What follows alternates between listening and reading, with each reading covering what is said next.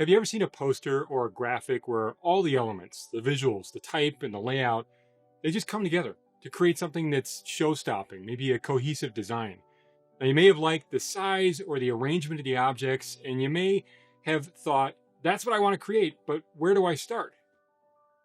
My name is Brian Wood, and I'm an instructional designer at Adobe. I've worked with and taught tons of designers. Now, over the years, one thing has really stuck out to me. In order to be better at design, aside from spending a lot of time doing it, is to really understand the magical layout principles of design, what we call composition, to make your work go from good to great. Before we dive deep into composition, we need to ask ourselves, what is good design? In other words, what makes it successful? Why does one design work and another is less effective at communicating the message? Over the years, I can't tell you how many times I've been somewhere and I noticed something like a sign or a poster, and I actually test myself to see if I could pinpoint exactly what I like about it, and even go as far as to see how I could make it better. A successful composition attracts attention. It provides a clear message, and it communicates the story and the tone of your project. Without a well-composed layout, your design would fall flat. Take a look at this poster. What do you notice first? To me, the large text pops out. The message here is clear and strong. Glory earned. The composition also defines how loud or quiet your work feels. Now, the large type taking over most of the entire wall makes it a visually loud piece of graphic design.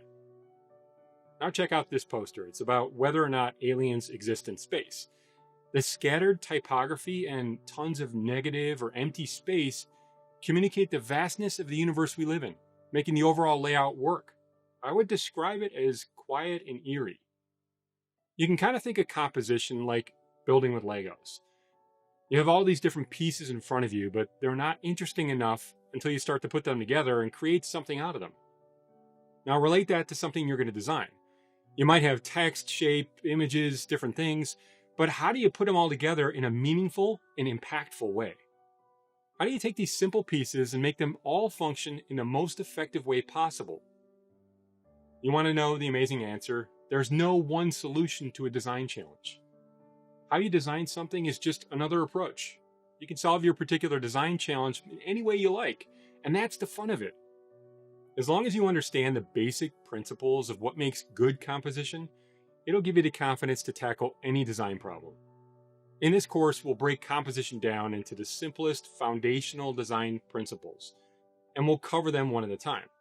Shapes and lines, negative space and scale, tension and contrast, and repetition. You'll explore how you can create hierarchy using shapes and how negative space and scale can help create a dynamic layout. We'll also dive into the power of contrast and tension and how to use them to excite our audience.